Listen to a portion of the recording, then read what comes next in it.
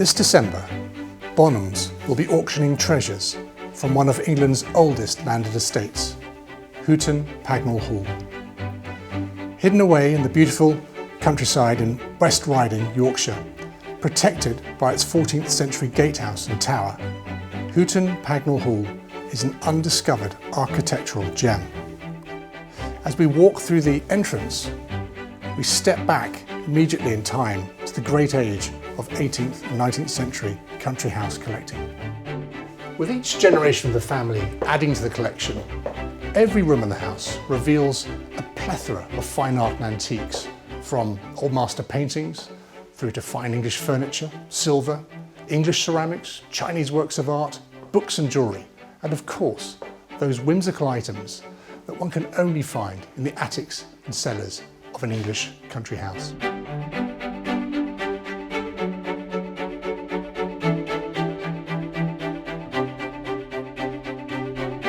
The story of Hooton Pagnell Hall is also the story of one family, the Warde-Norburys, who have lived here at the Hall for over 300 years. From Sir Patience Ward, who was Lord Mayor of London in 1680, there is a direct link through to Mark Warde-Norbury, who is the 9th generation of the family to live here.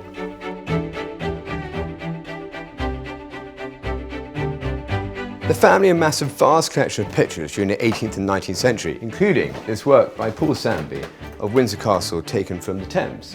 Dated 1802, it's only exceptionally painted because it's a fabulous visual record of Windsor Castle during the reign of George III. Comparables can be found in the Royal Collection, who own over 400 works by this artist. Amongst the many furniture highlights in sale is this magnificent Florentine Pietragiura specimen marble cabinet. Now these panels of birds and flowers almost certainly came from the Grand Ducal workshops. Another picture highlight in Hooton Pagnell's picture collection is this beautiful early 18th century view of Venice, looking towards the Punta della Dogana in the circle of Luca Carlavaris, surely one of the most iconic views in Europe.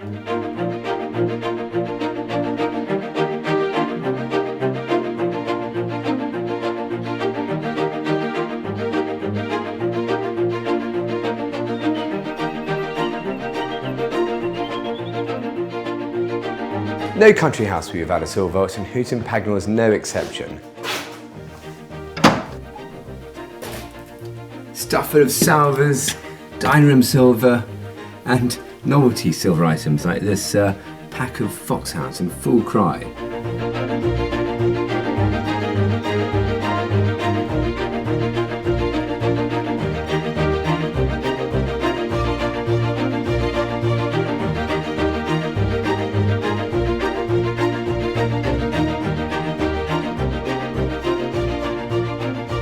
The family have played an important role in the social and political changes in the area over the centuries, and none more so than here in this room, the drawing room, which during the Great War moved its antiques and made way for hospital beds for convalescing soldiers. And in the family's private archives are numerous letters from grateful soldiers thanking the family, and it's a nostalgic and poignant reminder of the family's effort during the war.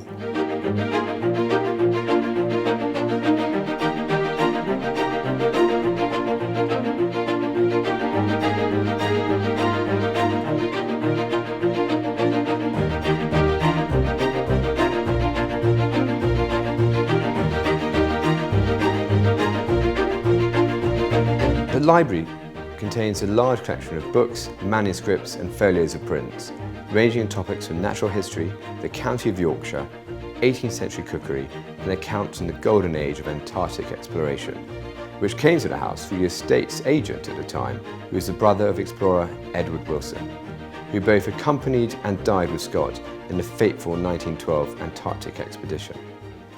Also included in the library is this copy of the Nuremberg Chronicle, undoubtedly the most important illustrated book of the 15th century, and this bill of soldiers' wages, signed by Wellington as authorization for payment.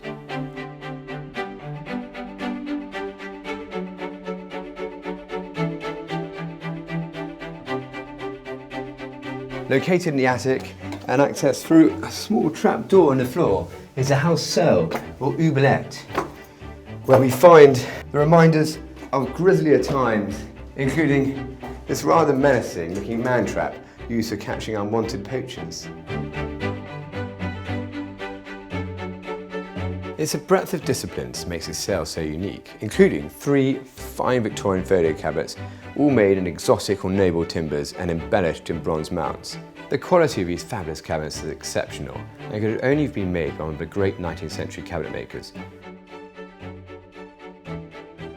Now, Mark, Warde-Norbury, and his wife Lucianne and their 2 children have decided to sell part of the collection to make way for new works for future generations to enjoy.